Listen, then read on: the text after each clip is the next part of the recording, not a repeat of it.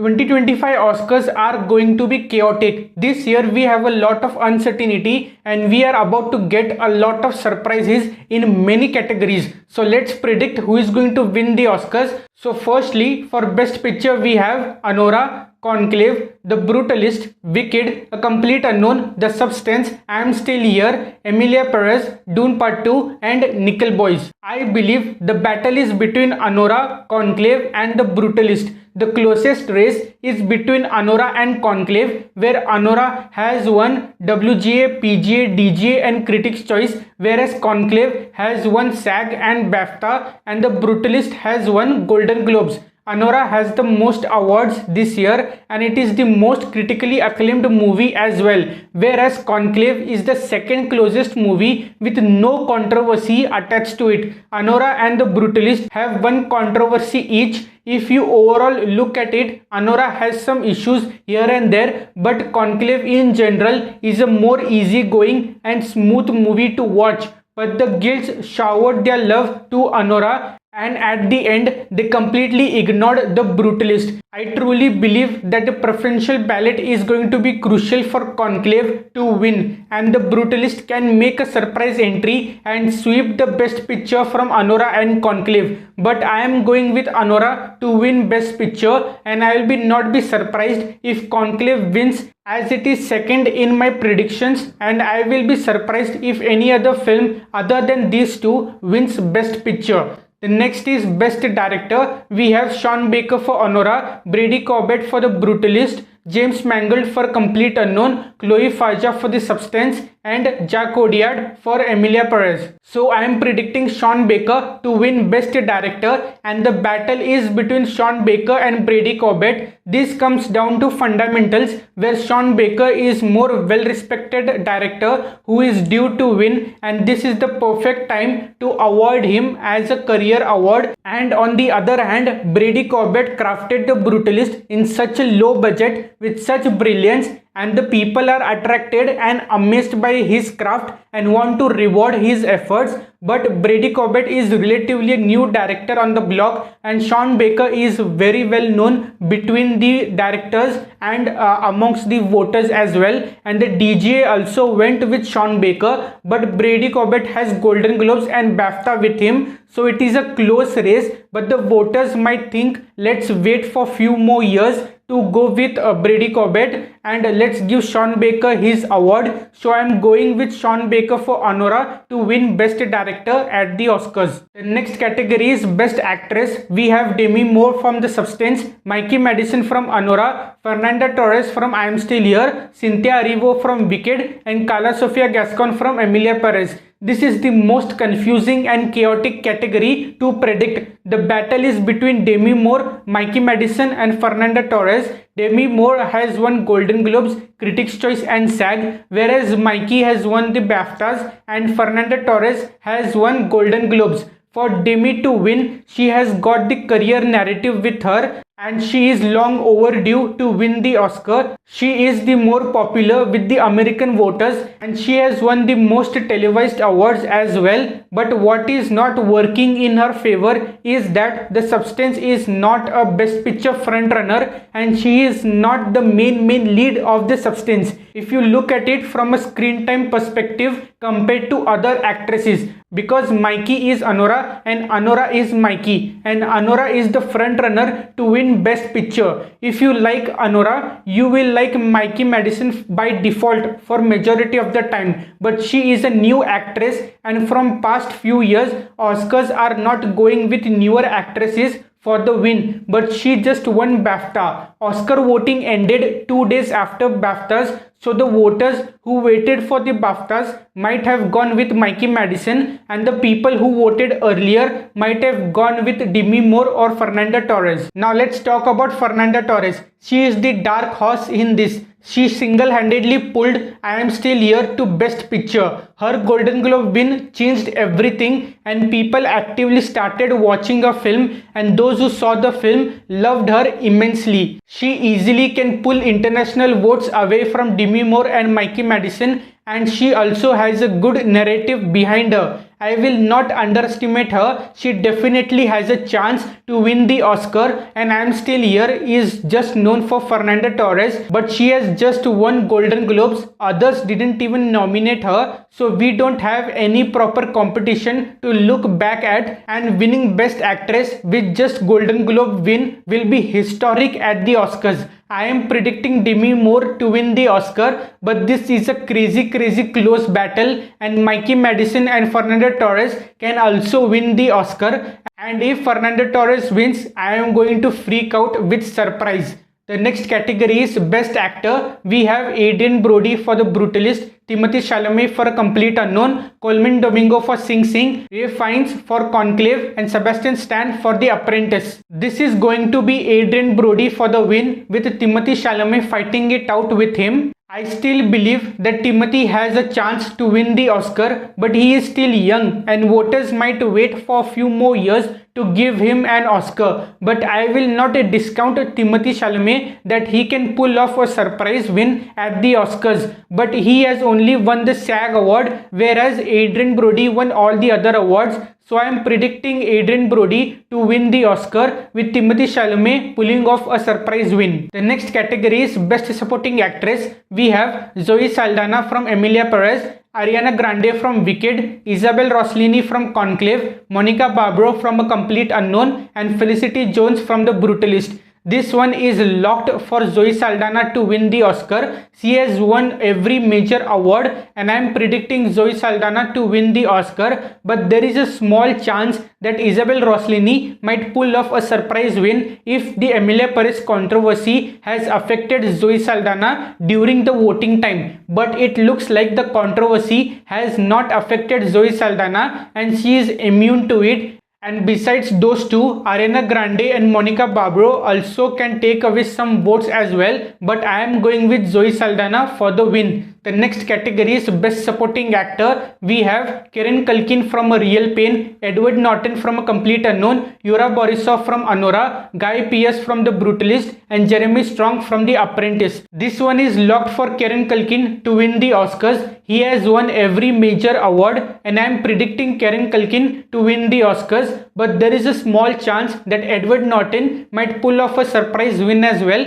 but I am going with Kieran Culkin for the win. The next category is Best Original Screenplay. We have Anora, A Real Pain, The Substance, The Brutalist, and September 5. This is another tough battle between four films, as Anora won WGA, A Real Pain won BAFTA, The Substance won Critics' Choice, and The Brutalist can make a surprise entry as well.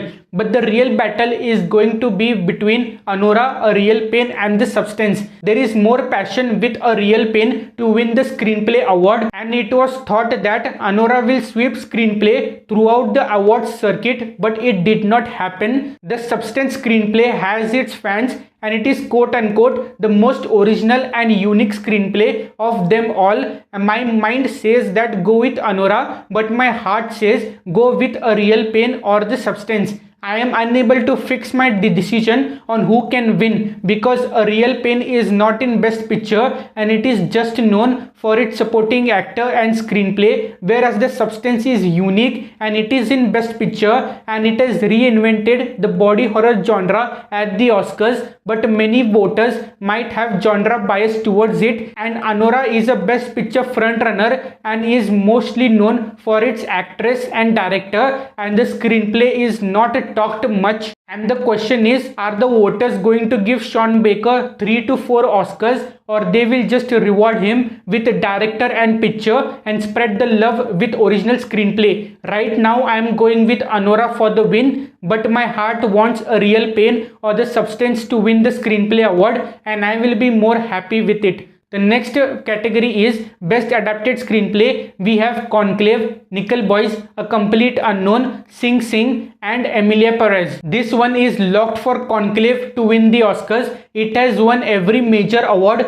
and I am predicting Conclave to win the Oscars, but there is a very small chance that Nickel Boys might pull off a surprise win, but I am going with Conclave for the win. The next category is Best International Feature Film. We have I Am Still Here, Emilia Perez, Flo, The Seed of the Sacred Fig, and The Girl with the Needle. This is a very interesting category because it all comes down to passion versus controversy, most nominations versus newfound love. Emilia Perez before the controversy was looking like it will win this category with ease, but as the controversy came out and at the same time Fernando Torres won the Golden Globes, people started watching I Am Still Here and they started loving it more than Emilia Perez. So it all comes down to, have enough voters seen I Am Still Here, and has the controversy affected only Carla Sofia Gascon or it has affected the whole film? Because if it has only affected Gascon, there is still a big chance that Emilia Perez will win Best International Film, as there are three scenarios. Number one, the controversy did not affect the film and it is going to win 3 or 4 Oscars for sure. It has affected a little and it is only going to win 2 Oscars. And if it is severely affected, then it is only going to win 1 Oscar. As the voting dates came closer, Emilia Perez was on a downward trajectory and I Am Still Here was gaining immense love and upward momentum, but it could be possible that the voters don't think the way normal audiences does, and as they gave it 13 nominations, they might give it the award as well. But I am predicting I Am Still Here to win the Oscar, with Emilia Perez being close second. The next category is Best Documentary Feature. We have No Other Land, Porcelain War, Sugarcane, Black Box Diaries, and Soundtrack to Coup d'etat. This is also a tough category to predict, as No Other Land is the obvious frontrunner to win, but it has got no USA distributor and many voters have not seen the film or they did not have any proper access to it, and those who have seen it have loved it. But it is a heavy political film and it can easily divide people on it. Just because of that, it might not get enough votes. On the other hand, Porcelain War has some precursors attached to it and it lines with the political beliefs of the USA and it is easily accessible to the voters. The other documentaries can pull off a surprise win, as people might say enough of voting every year based on politics, and I will be shocked in a good way if Sugarcane, Black Box Diaries, or Soundtrack to Coup d'etat wins. I am going with No Other Land to win the Oscars, but there is a huge possibility that Porcelain War can also win the Oscars. The next category is Best Animated Feature. We have Flo, The Wild Robot, Wallace and Gromit, Vengeance Most Foul, Inside Out 2, and Memoir of a Snail. This is a close battle between Flo and The Wild Robot. Flo has got the international nomination and The Wild Robot has got score and sound nomination with it. Flo has more international voters with it and The Wild Robot has more USA voters with it. Flo is made on a very low budget and has no language in it, so that makes it universally appealing to the voters. But The Wild Robot is more emotional and has a typical animated blockbuster feel attached to it, and it also has some precursor wins attached to it as well, which pulls it over the edge. My logical mind says The Wild Robot will easily win, but my heart is telling me to stay with Flo, so I am predicting Flo to win the Oscar, but this is a tight race between these two films. The next category is Best Cinematography. We have The Brutalist, Nosferatu, Dune Part 2, Maria, and Emilia Perez. This one is kind of locked for The Brutalist to win the Oscar, and I am predicting The Brutalist to win the Oscar, but Nosferatu, Dune Part 2, and Maria can pull off a surprise win as well, as they have also won some precursor awards as well, and they have heavily challenged The Brutalist in this category. I am putting Nosferatu at number 2 and Dune 2 at number 3, but if Maria wins, I will be shocked for sure, but I am going with Brutalist for the win. The next category is Best Film Editing. We have Conclave, Wicked, Emilia Perez, The Brutalist, and Anora. This category is one of the rare ones where any one of these 5 films can win the Oscar for editing. Each one of them have got their own valid reasons to win editing. Conclave has a very smooth and to the point edit to it. Wicked has a really good pacing and the songs are edited in a good way. Emilia Perez has got the most amount of editing among these 5 and it is the most heavily edited tight films, and logically it should be front runner to win. The Brutalist keeps you engaged for its 3.5 hour runtime, which is not easy in today's times, and that will play a major factor in voters' minds. And Anora is a best picture front runner, so it might snatch that editing win just because of that factor. I am just going with what makes the most sense among these 5, and that is Conclave. So I am predicting Conclave to win the Oscar, but this could go any other way and I will be nervous when this category gets announced. The next category is Best Production Design. We have Wicked, The Brutalist, Dune Part 2, Conclave and Nosferatu. This one is kind of locked for Wicked to win the Oscar, and I am predicting Wicked to win the Oscar, but The Brutalist has some amazing and magnificent production design, and the fact that it was able to pull it off with such limited budget, and this fact will impress a lot of voters to vote for it. There is a good chance that The Brutalist might pull off a surprise win, and I will not be surprised that the voters can go for it over some blockbuster with bigger budget, but I am going with Wicked for the win. The next category is Best Costume Design. We have Wicked, Nosferatu, Conclave, A Complete Unknown and Gladiator 2. This one is locked for Wicked to win the Oscar, and I am predicting Wicked to win the Oscar, but Nosferatu and Conclave have some good costume design as well, and A Complete Unknown has got that retro look to it as well. There is a very small chance that Nosferatu or Conclave might pull off a surprise win, but I am going with Wicked for the win. Next category is Best Makeup and Hairstyling. We have The Substance, Wicked, Nosferatu, A Different Man and Emilia Perez. This one is locked for The Substance to win the Oscars, and I am predicting The Substance to win the Oscar, but Wicked and Nosferatu have some on the face makeup as well. There is a very tiny small chance that Nosferatu or Wicked might pull off a surprise win, but I am going with The Substance for the win. The next category is Best Visual Effects. We have Dune Part 2, Kingdom of the Planet of the Apes, Better Man, Wicked and Alien Romulus. This one is locked for Dune Part 2 to win the Oscars, and I am predicting Dune Part 2 to win the Oscar, but there is a very good and logical chance that Kingdom of the Planet of the Apes might pull off a surprise win because of how minute detailing is done on the monkeys, and that can impress a lot of voters, but I am going with Dune Part 2 for the win. The next category is Best Sound. We have Dune Part 2, A Complete Unknown, Wicked, Emilia Perez and The Wild Robot. This one is kind of locked for Dune Part 2 to win the Oscar, and I am predicting Dune Part 2 to win the Oscar, but there is a huge chance and a close race that A Complete Unknown might pull off a surprise win because it is a musical biopic and Wicked is a musical as well, and Dune Part 2 is not getting the same amount of love that these other two are getting, so I am worried that it might not be an easy win in this category, but I am going with Dune Part 2 for the win. The next category is Best Original Score. We have The Brutalist, Conclave, Emilia Perez, Wicked and The Wild Robot. This one is mostly locked for The Brutalist to win the Oscar, and I am predicting The Brutalist to win the Oscar, but there is a pretty good chance